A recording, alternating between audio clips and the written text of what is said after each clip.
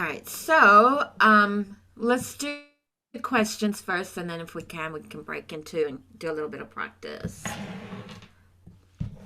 Anybody have any questions, comments, wonderings?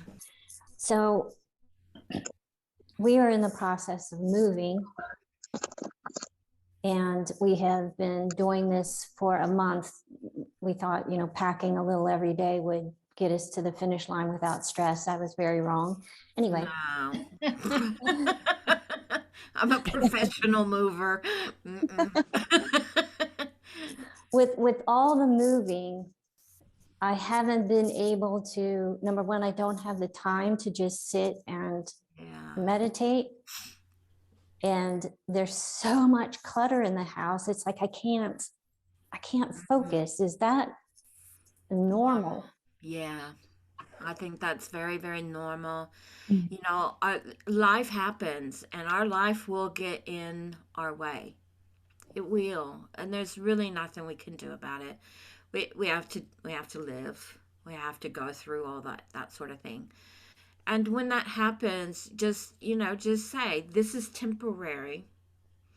And I know I'll be back once my life gets in order. I know I'll get back on. And to me, mediumship is like riding a bicycle. It doesn't, well, first of all, it's more than riding a bike. You don't forget, that was where I was going with that. But your psychic mediumistic faculties are ingrained within the soul. So they don't ever go away. They quiet down at times. They will become a little quieter, but they'll never go away. And so when you have to walk away, like I had to walk away when my mom passed away. I couldn't get in my power if I tried to get in my power and I couldn't because I was grieving. Plus I just moved back to America and had all of that going on and moved to a new house, didn't know a soul. So I had so much going on at one time. So I just couldn't. So I took probably it's 6 months in the new house, but it took me 3 months to get there. So 9 months I just took a reprieve. It just feels quiet and empty without that daily. Yes. Do you know what I found? When my mom passed away like 8 hours after I arrived back in the States. So that kind of left me hanging because I thought I was going to be there taking care of her. So I found myself just kind of homeless. So I was bouncing between my children's homes. So I really didn't do anything for those 3 months until I got into my house. And once I got into the house, what I found for me, I would just sit in silence. I wouldn't try to get into the power because I couldn't. It just wasn't working. So I would just sit in the silence and I would just ask my spirit team, come, be with me, embrace me with your love. I need you right now. And I would just sit with no expectation of getting into the power, but just to sit with my team. And some days I could feel them, and some days I couldn't, but I always knew they were there. And so I would do that. Just sit, So find something, because I get what you're saying, because I was desperate to get into that, step into that power, because there's nothing like stepping into your power. Yeah. That feeling, that, 1 foot here, 1 foot there, that feeling that you get. So I would say just stay with it, do what you can, and then don't worry about it. If you get in there, if you can, do it. If you can't, don't worry about it. That's what Okay. it's Okay. normal. Okay. Very, very normal. Thank Good you. question. Really good. Next question. Hi, Sandy, Suzanne, Nicole. Next question. Oh, I have a question. yes, Nicole. Hi, Be brave.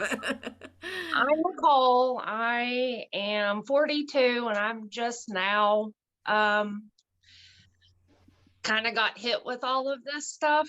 Once I Welcome. became once I became sober, I don't know what happened, but all of the clairvoyance really hit me because I just started out meditating.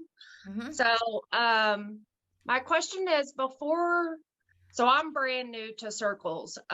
Before you all get onto your Zoom, and I had posed this on the internet, but do you meditate or do you protect yourself somehow? I always ground myself. That's always a given. Some people sage. Yeah, Is there just something that was a turning point that you're like, oh my gosh, that helped me so much, just kind yeah, of quieting the mind and trying to get, because it's so hard for me to get on these circles because I don't know if I'm going to get a link or not. And it's yeah, sometimes they're just kind of thrown in there. So I'm like, do these people do something beforehand that's kind of yeah, prepared them to come on Zoom and give a reading in 7 minutes? Or, it just seems yeah. like you're just kind of thrown in it. So I didn't know, what goes on behind the camera before you step into your Zoom class. I think I answered your question, or I answered somebody's question whose Yeah. was very similar to yours. Um, you know, I'm a big believer in sitting in the power. Some people don't. I mean, I was. I always want to say I was raised that way. I wasn't raised that way, guys. Let me just make that real clear. I was 50, so I was already raised. But when I was going through my training and stuff, um, we sat in the power. That's how I was trained. Um, I do that. I do sit in the power. Um, but for me, I do it by myself, yep. obviously. So I think just the notion of, is it really happening? The trust and the confidence kind of comes Yeah. into it because it's just me. So I'm like, I'll get tingling on my face sometimes, like a Yeah. feathery feeling, and I'm like, I don't know if that's my subconscious doing it, or is that a message that I am getting a link? I don't Yeah. know. So when you sit in the Yeah. power by yourself, it's kind of hard to differentiate, I if it's Yeah, really. I understand completely. I sat in the power for a year, didn't even know what I was doing. But I was sitting in the power once I learned what sitting in the power was and what that felt like. Um, uh, I realized that I had been doing that for a year with my guide. Um, so don't worry about that. It all comes around, but you will. Everybody's different. I'll say that, and it changes over time as well. Mm. So in the beginning, for me, I think this may be true for a lot of people, especially in the beginning when we're first starting out. We need some confirmation that we're not crazy and that we really are sitting with somebody else and that we're not alone and that we're really doing what we think we're doing. And so the only way for the spirit world to let us know, hey, we're here, if we're not clairvoyantly seeing them, or if we're not using the clairsentience to feel them, then they do give us those sensations. So some people will have little sensations. Some people may feel, what I call angels in the hair, where it feels like someone's just barely touching your head. You can have that. You could have cold chills come across. I mean, there's so many different things. Some people might get a smell. So it's everybody's different, and then it kind of changes over time. So I asked my guys, can you give me a calling card so I know who's here, because there were more than one that was hanging out with me, and I was trying to understand who they were, but they wouldn't talk to me for a long time. Um but so when they weren't talking to me, I would just say, can you give me a sign so I know who you are? And I learned really quickly that my main guide, my throat right here, I'd feel like I have a lump in my throat. And still sometimes, every once in a while, when he wants to come speak and inspire me, I can feel the lump come, and I go, oh, he wants to say something. He's here. He's in my throat. So I would know that with him. I have a sister in the spirit world. I'd get a brush on my left arm if it was her. And so we call those calling cards. And it's the same, it's the calling cards don't change. For me, they didn't. It's the same one. So I had to learn over time. It took me a little while to understand, the lump in the throat, that's my main guide. Brush on the arm, that's my sister. There's stuff in the head at the top, was my grandmother. So I had a calling card for all of them. But over time, I started to learn to understand and recognize the changes in energy as they'd come in. So then I would know just by energy. And all of those sensations kind of went away Mm. because I was learning a new way of knowing they're here, Right. right? So I didn't need the calling cards anymore. So it does change over time. I have one quick question just for everybody, since we have a couple people on here. Mm-hmm. Did you find that establishing a relationship with your guide beforehand is essential? I talk to my guides every day, but I don't, I think I see them in sorry, in my mind's eye, but I don't have a Clairvoyant. full-on conversation. So do other people in the group find that they had to establish a really strong link with their guide in order to move forward, or it didn't matter? It doesn't matter because some people see, some people feel, some people never see, some people it takes a long time for them to feel. Everybody's different. Okay. Everyone's different. We all have the same clairs. Everybody does. So it doesn't, it's a matter of you developing the clairs. And when the time is right, you will begin to develop your other clairs. So, and others can speak on this, on how it was for them, but we all have the same, and we Yeah. all develop it at different times at different speeds. I just didn't know if establishing a connection with your guide was essential. It it's not as essential. It's not essential to connect with your guide in order to communicate with the spirit world, because your guide is in the background. He's always, or she is always there, right? Right. It is a good idea to sit with your guide in silence for lots of different reasons. There's many layers to why. It helps them to blend with you. It teaches you how to blend. You get to know what their energy feels like. I mean, there's so many good reasons for that. And when you sit in the power, that's one aspect of sitting in the power, is it helps you to get to know your spirit team. It also provides the opportunity, because you're sitting in silence, the mind is still. That's a perfect opportunity for the spirit world, whether you know they're there or not. The spirit world will come in and work with your energy. While you're sitting there thinking you're all by yourself, they're in the background going, ooh, do this, do that, do this, working with your energy. So you're never alone when you sit in the power. I believe, that's my belief. You're never alone. You may think you are, but you're not. Thank you. Yeah. Yeah. So, does anybody else want to I comment? agree. I think that if you can just allow, and before I open my practice, it's so much about trusting. Yes. It's just It's allowing. all about trust. It's all about trust. It's not like we're all stuck in this box and it's going to come in differently. So we just allow it. We know everybody on this call is super gifted, right?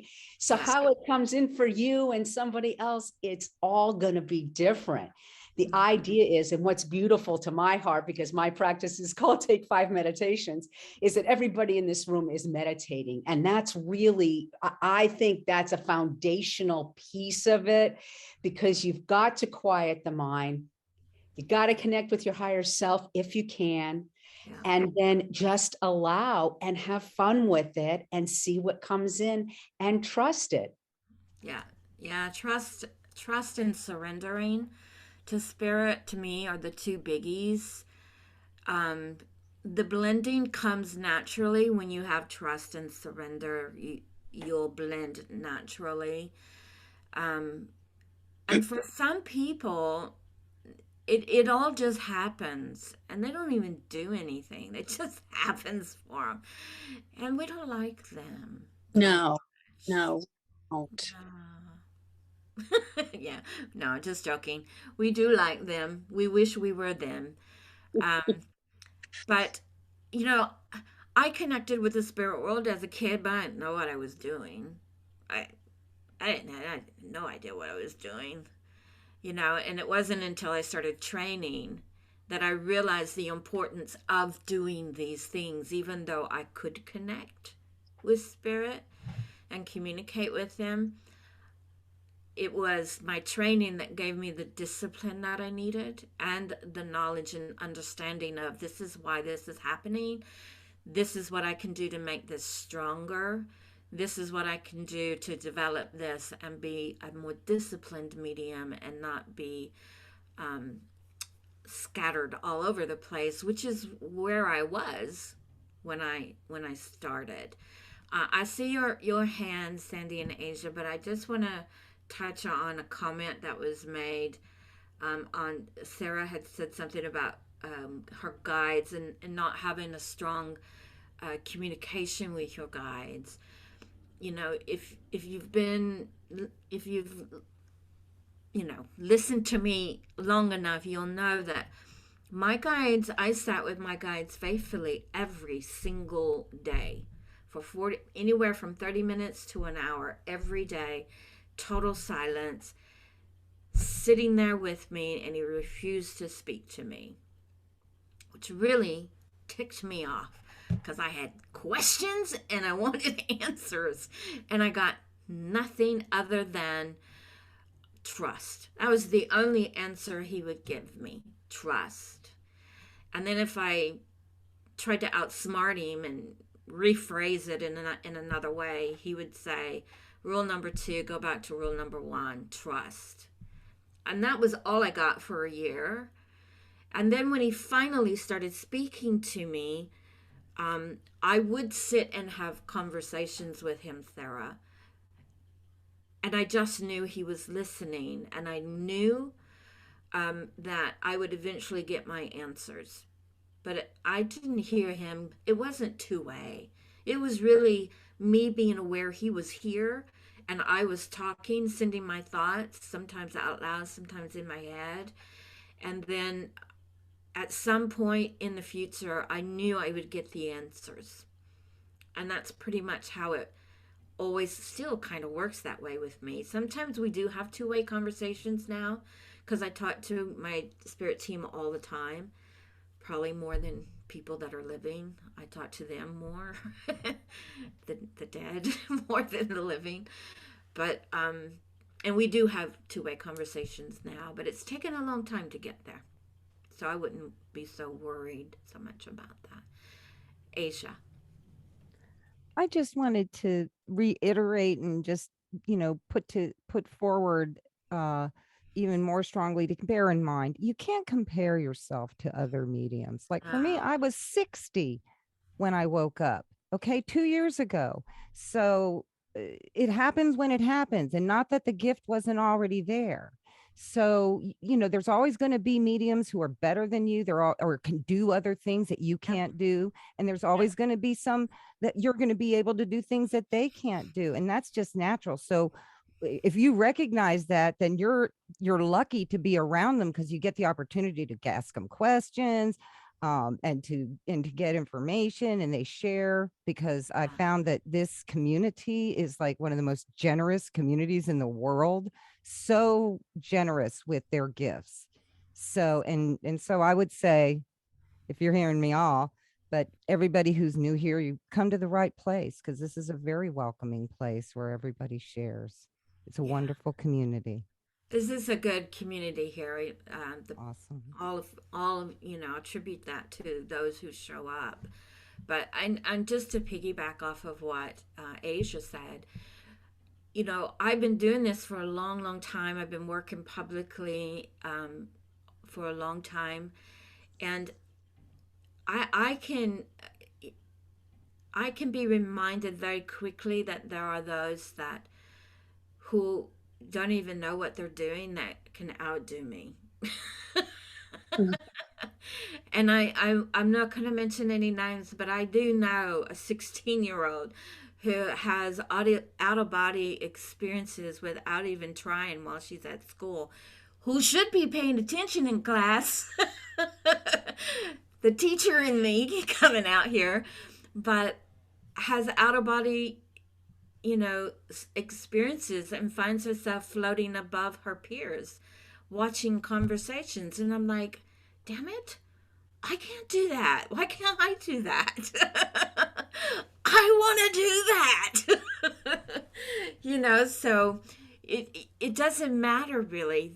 We all have moments of brilliancy no matter where you're at on this journey, and I'm sure that 16-year-old's gonna grow up to be an amazing medium one day. Right now it's just giving her simple explanations of what's happening and what she can do to control that if she wants to. But she doesn't want to. She wants to continue having those experiences because she thinks it's really cool to see her friends down below. So, but we're just to show you, Yeah, so good. Can I just say one more? Can I just say one more thing to Nicole? Because I just want to say from my heart, and I'm sure everybody here feels that, congratulations on your sobriety, girl. Oh, yes. Spirit gave you a gift. See, you stopped the thing that you were doing because you weren't healed. And now you're doing the thing that you're meant to do because you are healing. And I'm so proud of you. Yeah. And I'm so happy to have you here. Welcome, welcome. You've done an amazing thing. It's amazing. Thank you. Yeah. You're welcome. And you've quieted the mind down. And so because you're now quiet in the mind, Spirit can get through. Because they've probably been knocking on your door for a while. But your mind was otherwise occupied. And now they can get through. So I'm sure they're quite happy too. So Sandy. So Nicole, I can feel you, because when I started, I just saw dead people and I didn't like it. I wanted it to stop. So I prayed for it to stop. Well, then I get to my 50s and I'm like, well, no, maybe I think I want it to start again. Well, once you pray for it to stop, getting it to start is very difficult. So maybe I really wasn't seeing dead people. Maybe I just made it all up. So somehow I met Kay and I had a one-on-one reading with her. And she said, yes, in fact, I was a medium. Yes, in fact, I did have the gift of knowing, which that is, the jury's still out on that one. And I kind of thought I knew who one of my guides were, but I wasn't sure. And so she linked in with me and met my guide. And that was very helpful for me, knowing that somebody else who was more experienced than me saw my guide. And yes, I wasn't crazy. And then when I did classes with Kay and she links in with you, and the things that I see, she's seeing too. So that confirms that I'm not just making it up, because that's what I thought I was doing, just making it up. So my advice is to maybe get with somebody who is more experienced that can link in with you to see the same things you are seeing, to confirm and help your confidence a little bit, because I really needed that. In fact, I still need it. I still think sometimes I'm making it up. In the beginner class, we did color ribbons, and I'm like, whatever. And then when they put us with partners, I of course had to be her partner, and I was like, great. I'm not even gonna make shit up with her. So I just did it, and it worked. So you just need to find somebody that you can work with to help with that confidence, because I get it. Because there are days that I'm not a medium. And then there are days that, oh, yeah, I really am. So I get it. With that whole confidence thing, it's hard. So good luck and congratulations. Thank you. Can you all hear me okay? Yeah. Mhm. I don't know how many of you all are clairvoyant, but that's my main one right now.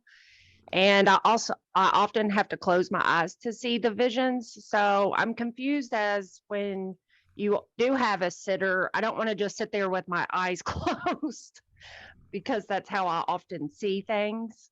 So are there any clairvoyants that do different things besides just sitting there and going like this? Oh, yes.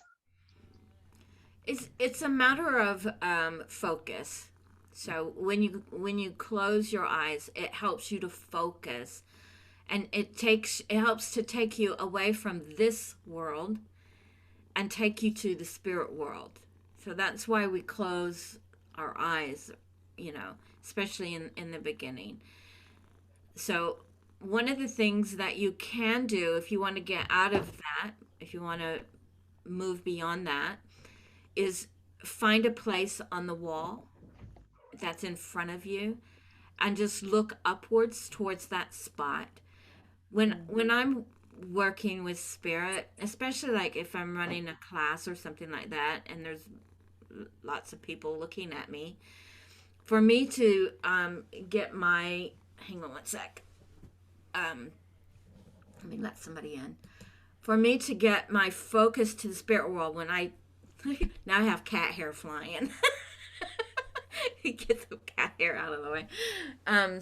When I want to focus on the spirit world, if I feel them come because they want to say something about what's happening in the class, my eyes will go up. And that takes me to them. So some people look to the side, some people look up, but just focus on something else that takes you to the spirit world. Jean, did you want to add to that? Yes, I know. Well, and as you know, Kay, that sometimes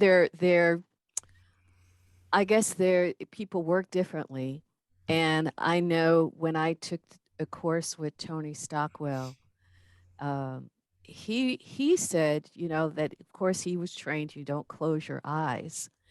But he said, it's okay because, sometimes that's how you have more of a clear focus Right. on what is coming to you.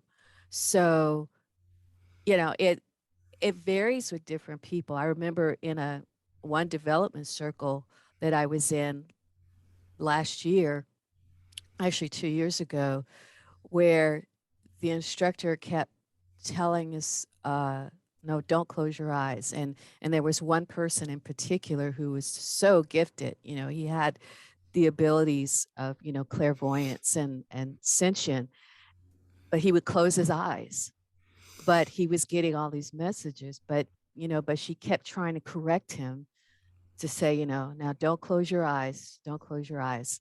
So I feel like even for myself, I'll look up, or I'll look to the side, because mainly if I'm looking to the side, I'm feeling the spirit right here on my left shoulder, and it's just kind of talking to me through my left ear. but I think it just varies. It's like however it comes in, Yeah. and how it works well with you. Yeah. So, And it's I have 3 people that I consider my mentor, and Tony is one of mine that I consider a mentor. And he does close his eyes quite frequently. But what he'll do is he'll close his eyes and he'll get information, and then he looks at you as he presents it. yeah. And I think that's a great balance there. So he's not closing his eyes and just talking to you. He gets the information, opens the eyes, and then looks at you as he presents it.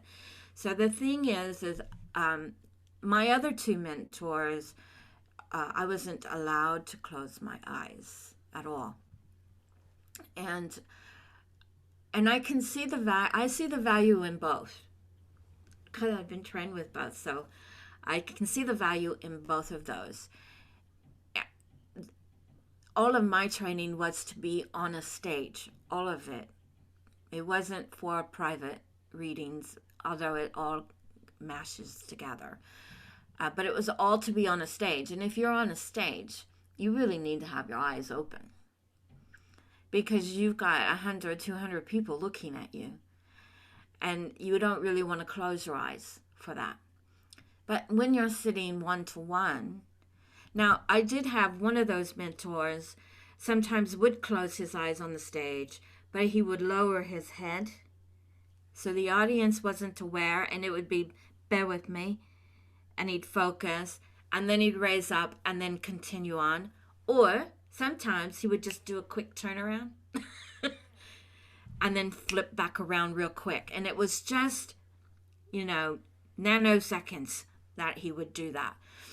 So, but when you're working one-on-one, I think you have a little more freedom there, because it's more personal.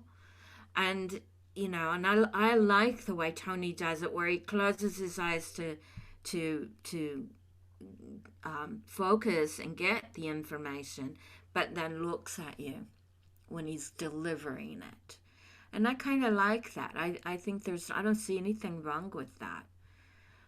But I would caution anybody to keep their eyes closed the whole time, because at some point you really need to make some eye contact with whoever you're giving a reading to. Yeah, I've been in a couple circles, and of course I'm a beginner, and the instructor's like, you need to leave your eyes open. And I'm like, I can't see anything if I don't close my eyes. So that's why I asked the question, because it seemed like it was kind of a faux pas. Mm-hmm. But opening the eyes to present the information was a good tool. So thank you for clarifying that, because sometimes I get in a situation where they are telling me how to do it, and then I feel bad because that's the only way I know how. If you're just now starting and you're trying to figure it all out, my goodness, close your eyes. I mean, I would say close your eyes. But then I would caution you and say, don't let it become a habit that you depend on, and start gradually, and maybe even do what Tony does. Close it, get the info, open, deliver. Close, get the info, open, deliver. That's a happy medium. Sandy. I forgot to put my hand down, but I do want to tell you, yesterday I had my yearly physical, and we were talking about my mental health, and I hadn't really thought about it, because, and the reason I hadn't thought about it is because since I've started this journey, my mental health has been so much better. Like before this, there were days that I didn't get out of bed, that I was so depressed. And I could not see the light through the forest. Yeah. And this past year, there was nothing. And I didn't even realize it until yesterday when the doctor asked, how's your mental health been? And I was like, oh, it's been good. So thank you all for that. Yeah. And I believe, this is just my belief here, that when we start this journey and we start either sitting in the power or sitting in meditation, sitting in prayer, I believe we receive healing, and we begin that process of clearing out the cobwebs. You know, you're shedding all that no longer serves you. You're getting rid of it, whether you realize it or not. And I think you do become a healthier you, physically, mentally, spiritually. I believe all of that is part of this process. It's more than just mediumship. It's a personal growth journey. Definitely. Yes, Darlene. Just wanted to make a quick comment about your relationship with your guides. Mm-hmm. I found it very overwhelming. I don't like crowds. I found it very overwhelming. And they were like, it's okay, just talk to all of us as if we're just one, and it's okay. Yeah. I know when they're around me, but Yeah. I never pick just one out because I don't want to hurt anybody's feelings, and there's just too many. You won't hurt their feelings. You won't. I get that. When I first started sitting in the power, this was before I started my training, and sitting in the power was totally accidental. I just knew I needed to do it, and I did it every day. I just followed my gut instinct there. But it was just my one guide, my main guide, that would come and sit with me. And then eventually I would see a whole team of people sitting in a circle, and my guide would be next to me, and then there would be a lady that would circle it, but she'd never take her eyes off of me. She was always watching me like a hawk. I didn't know who she was, but I just knew I'd know her one day. And that's kind of how it all started with me. But the only communication for me was with my main guide. And some of you may only have one guide or two guides. Not everybody has a bunch of guides. It all just depends on what you do with this ability that you have and which directions you go in. So that's how it started for me. But now I just say team. And sometimes I might call. I have my two main guides. The main guide, who's always, I saw him when I was little bitty. And then I have another one who is the lady that used to circle the circle, staring at me, not taking her eye off me. So those, I consider her like a main guide now. Once she stepped in, she's never gone away. She's by my side all the time. So sometimes I might just say, I just want to talk to I call her Mama. I say, I just want to talk to Mama today. Or I just want to talk to John today. I just want to talk. And then sometimes I just say, all right, team, come join me. And I don't know who I'm talking. I don't know who's answering. I just get answers. And I don't got to worry about it. All I want is an answer. And the lottery numbers. Jean. I know for myself that when I first started to connect with my spirit guides, there was one that would talk to me, and it was, I felt that it was a male energy, but he would always be in the forefront. But I had these three others that were behind him, but he did all the talking. You know, he was the one that I would go back and forth with, questions, talking. And then eventually there was a fourth guide that came in, and he was behind the three. So it's like, still, I just have the one guide that talks to me. And if there is something particular, which I know, like the fourth guide, which is, I felt was Native American, if there was something particular that I needed to know or have a connection with, I would feel that connection, but there were hardly ever any words exchanged. Yeah. Yeah, it was That hardly is ever. me. Yeah. And they would show me stuff. They would take me on journeys and show me things and point to it, and then I would just know what it was they wanted me to know. Yeah. But they weren't speaking to me. It was all through clear cognizance. Yes. And and sometimes I would know that I didn't know them. I wouldn't understand what it was they were showing me or why they were showing me, but it would come one day. And I would just know it will come one day and it will all make sense. And it almost always has. Mm-hmm. Yeah. Kathy. A couple of things. One, when I early in connecting with my guides or guide, I would write.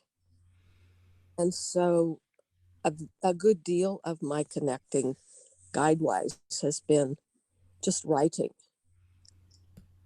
And, just I would frequently start with a question. My most recent question that I've used a lot for a long time has been, who am I? And then I just get information. And I find that very helpful. And then it, at some point, became more a clairaudience, just hearing like a dictation or communication, which I don't when I'm doing readings, and I'm pretty new at the reading aspect, or the even discovering that I could be a medium. And that happened in a very unexpected way. A young woman whose relatives I knew basically contacted me when I was meditating at someone's house, and which started this for me fairly recently. And I have heard that, like, you're not supposed to have contact with somebody other than if you have a sitter or doing this with someone. But I've gotten information where the sitter is someplace else, or like in the instance with this young woman. So it's my understanding is from the spirit world perspective, the spirit world will come and use you just like that. That's how I started. Because at first it was just my dad and my granddad, and then all of a sudden this stranger shows up, and I'm like, "Who are you?" And it turned out it belonged to the guy that I was dating at the time, and they will use you, but it's they have a connection with you in some way. So you're in some way connected to somebody that they're connected to, and they will come and show up, at times, and we can learn to control that. We can learn to put those boundaries in, where we say you can only come when I'm working. That's it. And I have those boundaries. If I don't know you, you only come when I'm working. If you're family or you're my guide, you can come whenever you want. Those are my rules. So, but I think that's fine. Sometimes people say, you shouldn't conjure up spirits and ask them to come to you, and you don't know them and everything. And that's all fine and dandy. But if you are connected to that person in some way, well, and they'll come. I had seen her across the room, a very large room, a couple of times. And when she came, she gave me her name. So I knew who she was. I recognized her name. Yeah. And then I have another question, which is not connected to this conversation. So I don't know if I should ask that or not. Sure. I've been doing practice circles, and in this one circle, I felt like I had a spirit, which a lot of times I don't. I had a spirit wanting to come through, and I wasn't real sure about that, and I was trying to figure out whether I should speak up or not, or just be in the background. And I felt something small bounce off my face and my head. And so I swept the floor to see what might be there, and there were peppercorns. And I had some in a little bowl that needed to have something done with them. And then I went ahead and did a reading, and I got this woman who seemed like the message I got was the person that I got, or who came through for her, was playful, and I got that message. And also this person had loved pepper, in fact, hot peppers. And I'm thinking, well, I didn't have any hot peppers, but this person or this spirit could physically manipulate these peppercorns. Mm-hmm. And I'm wondering if that happens very much. I was very surprised and thought that was. It can happen. Yes, it can happen. It doesn't happen a lot. Usually there's a simple explanation, but spirit can manipulate objects like that. I sure can. These peppercorns were in a little jar on a counter beside me behind a bunch of things. Yeah. It sounds like spirit did. There's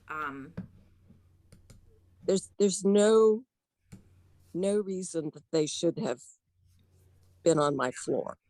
Yeah. or bounced off me. Yeah. I've been wanting to ask about that because I just thought it was pretty unusual. Yeah, they can do that. It's spiritual. It's just phenomena that happens. I've had it happen with me.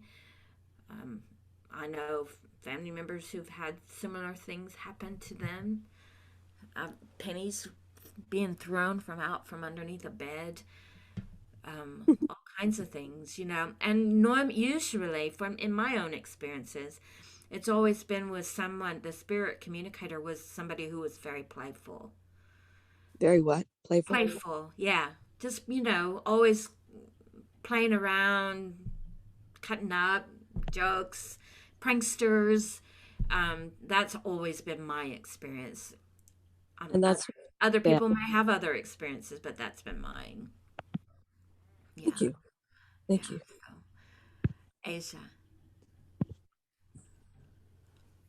For me personally, seeing is really difficult, and now, even now, when I see, it's almost like transparencies over like a black curtain, but literally it was like a black curtain, like a velvet curtain hanging in front of my eyes.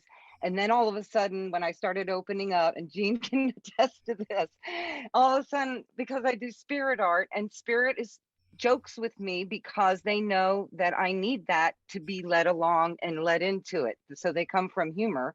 And so all of a sudden I see this like light cut out, and it's a circle, and then it gets punched through, and this stick figure comes climbing out. But I know it's a guide, and I know it's like I have indigenous guides, and I knew it was one of them. And then one time I was getting a healing from someone, and they told me, I saw this woman, and she was dressed in red, and her eyes were white, and her hair was wild. And I'm thinking, I have no idea who that is. The next day I go to sit with my guide to keep working at sitting in the power and keep improving, because it's still a work in progress for me. And that guide, I saw a red dress, but it wasn't like the way he described. And I asked, I said, did you come to me yesterday? And they said, yes. And I said, why did you come so, with that, you don't look the same as what he described. And she said, I wanted to get your attention. And I thought, okay, well, you got it. So now I know she's there. And so when I see her and I know she's around, she's in a red dress. I think, she might be one of my my healer ancestors, because of the Korean shamans, and I'm half Korean, or almost half Korean. They wear red. So I just feel that there's some lineage in there, and I always see red when it's her. But I thought that was hilarious that she like kind of dressed herself up really freaky, and it really got his attention. So he made sure he delivered the message. But they do that. They play games with me. And I think that they approach you in the way that you can receive them. Right. Yeah. Yeah. If you're playful, they'll be playful. If you're serious, they'll be serious. Mine are quite playful, but sometimes they can be serious. They can be. And I know that when they're serious, I have to be serious. I have to really pay attention. So this whole discussion about how spirits can be, make themselves, known in the physical world by taking an object and throwing it, or feeling them. Yeah. And it kind of brings to mind the, I'm sure, and I'm not going to say I assume, but I think, people have seen the movie Ghost with Whoopi Goldberg and That one. yeah, Patrick Swayze. And I remember Patrick, the character, was trying to get used to being in the spirit world, and he was getting training from this other spirit in the subway. And I remember if you remember that, and this guy would hang around the subway, this particular spirit, and he was teaching him basically how to gain the power to move objects or go through objects, and it was like I remember it's like, you have to lower your vibration so that you can do this. And so it made so much sense, when you talk about, because we've talked about this several times about, how spirit world communicates with us is that they lower their vibration in order for us to be able to have a connection with them. Right. So just, keep in mind that they're having to lower their vibration in order to get your attention. So they lower theirs, we raise ours. And we raise ours. And even when we're not raising ours to intentionally communicate with them, it's like if they want to move an object or have you feel their presence, it's like that's what they're doing. Yeah. And I'll say, like, lately, I haven't felt, spirit touch me in, such a physical way, but maybe, okay, so I'm getting on a whole nother question here, and I know we're going to go shortly, but I've been seeing flashes of light around me. Yeah. And I was sitting watching something last night on television, and like from my peripheral view, I saw a flash of light. Yeah. And I turned around. Of course, there was nothing there, but this has been occurring. Yeah. For me recently. I call those angel lights. I don't know if they have a name. Yeah. It's the name I gave them. Right. But it's spirit. That's what you're seeing. Sometimes I see lots of them, like fireflies in my house, and it's daylight. And then sometimes I get big flashes, and sometimes I see color ones. Yeah. Yeah. But it's spirit, and it's a way for spirit to let you know we're here. Yeah. We're here. I believe that. Yeah. And so, of course I was, because they're so subtle sometimes, and at the same time they're not, but it's just been interesting to see these flashes of light, in the corner of my eye. Yeah. And recently, my cat one of my cats that I had that we had to put to sleep several years ago has been popping up. It's like I would feel the spirit of the cat just kind of walk across. It's like I feel something low on the ground. It's like, and I look, but it's like, okay, everybody's trying to pop in. Yeah. Cats, dogs. Mm-hmm. I had boxers, and I can feel my boxers jump on the bed. Wow. And walk across the bed. You can feel that. It's just amazing. It is. I actually had a dream of my dog that had just passed, a dream visitation. And I thought it was real until I went to go pet Gracie and she felt hollow. Yeah. Is that normal? Like, and it was actually the same day I had a visitation from my dad. And that's what started my whole spiritual awakening journey. Well, guys, now we're not going to be able to practice, but that's okay. So, all good questions. Definitely. I'm going to try to get this one on the YouTube so that others can watch it as well. So, but yes, we do try to meet on a regular basis on Tuesdays, 1 o'clock Central Time. And, some. All right. Thank you so much. Okie dokie. Have a good week, everybody. Thank you. Bye, everyone. Bye. Say bye-bye, Zoe. Bye. Bye, Zoe. Bye, kitty kitty. Now we know why Zoe has been acting so cuckoo.